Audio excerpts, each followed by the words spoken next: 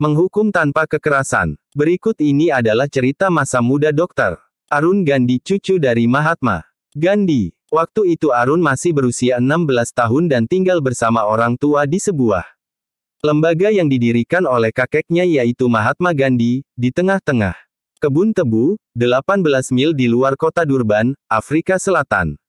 Mereka tinggal jauh di pedalaman dan tidak memiliki tetangga. Tidak heran bila Arun dan dua saudara perempuannya sangat senang bila ada kesempatan pergi ke kota untuk mengunjungi teman atau menonton bioskop.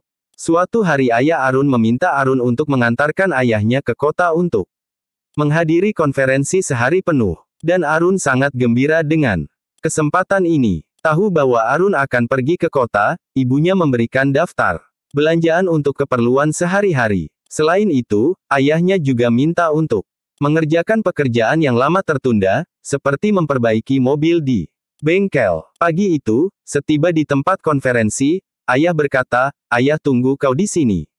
Jam 5 sore. Lalu kita akan pulang ke rumah bersama-sama." Petik 2 titik. Segera Arun menyelesaikan pekerjaan yang diberikan ayahnya. Kemudian, Arun pergi ke bioskop, dan dia benar-benar terpikat dengan dua permainan John Wayne sehingga lupa akan waktu.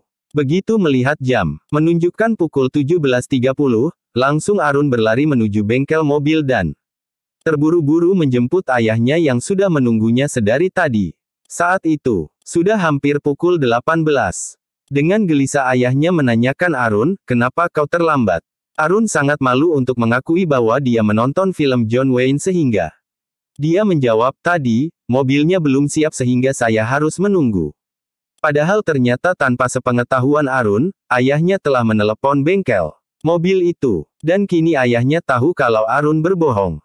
Lalu ayahnya berkata, "Ada sesuatu yang salah dalam membesarkan kau sehingga kau tidak memiliki keberanian untuk menceritakan kebenaran kepada ayah. Untuk menghukum kesalahan ayah ini, ayah akan pulang ke rumah dengan berjalan kaki sepanjang 18 mil dan memikirkannya baik-baik." Lalu, ayahnya dengan tetap mengenakan pakaian dan sepatunya mulai berjalan kaki pulang ke rumah. Padahal hari sudah gelap, sedangkan jalanan sama sekali tidak rata. Arun tidak bisa meninggalkan ayahnya, maka selama 5,5 jam, Arun mengendarai mobil pelan-pelan di belakang beliau, melihat penderitaan yang dialami oleh ayahnya hanya karena kebodohan bodoh yang Arun lakukan. Sejak itu Arun tidak pernah akan berbohong lagi. Pernyataan Arun. Sering kali saya berpikir mengenai episode ini dan merasa heran.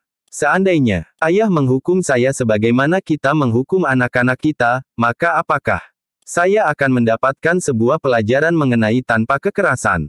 Saya kira tidak. Saya akan menderita atas hukuman itu dan melakukan hal yang sama lagi. Tetapi, hanya dengan satu tindakan tanpa kekerasan yang sangat luar biasa, sehingga saya merasa kejadian itu baru saja terjadi kemarin.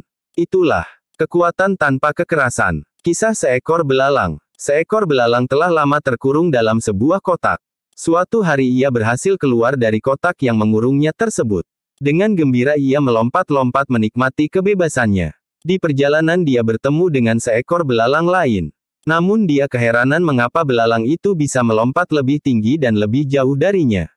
Dengan penasaran ia menghampiri belalang itu, dan bertanya, "Mengapa kau bisa melompat lebih tinggi dan lebih jauh, padahal kita tidak jauh berbeda dari usia ataupun bentuk tubuh?" Belalang itu pun menjawabnya dengan pertanyaan, "Di manakah kau selama ini tinggal?" Karena semua belalang yang hidup di alam bebas pasti bisa melakukan seperti yang aku lakukan. Saat itu si belalang baru tersadar bahwa selama ini kotak itulah yang membuat lompatannya tidak sejauh dan setinggi belalang lain yang hidup di alam bebas. Renungan. Kadang-kadang kita sebagai manusia, tanpa sadar, pernah juga mengalami hal yang sama dengan belalang. Lingkungan yang buruk, hinaan, trauma masa lalu, kegagalan yang beruntun, perkataan teman atau pendapat tetangga, seolah membuat kita terkurung dalam kotak semu yang membatasi semua kelebihan kita. Lebih sering kita mempercayai mentah-mentah apapun yang mereka voniskan kepada kita tanpa pernah berpikir benarkah Anda separah itu. Bahkan lebih buruk lagi, kita lebih memilih mempercayai mereka daripada mempercayai diri sendiri. Tidakkah Anda pernah mempertanyakan kepada nurani bahwa Anda bisa melompat lebih tinggi dan lebih jauh, kalau Anda mau menyingkirkan kotak itu? Tidakkah Anda ingin membebaskan diri agar Anda bisa mencapai sesuatu yang selama ini Anda anggap di luar batas kemampuan Anda? Beruntung sebagai manusia kita dibekali Tuhan kemampuan untuk berjuang, tidak hanya menyerah begitu saja pada apa yang kita alami. Karena itu teman, teruslah berusaha mencapai apapun yang Anda ingin capai. Sakit memang, lelah memang, tapi bila Anda sudah sampai di puncak, semua pengorbanan itu pasti akan terbayar. Kehidupan Anda akan lebih baik kalau hidup dengan cara hidup pilihan Anda. Bukan cara hidup seperti yang mereka pilihkan untuk Anda. Klik subscribe dan follow.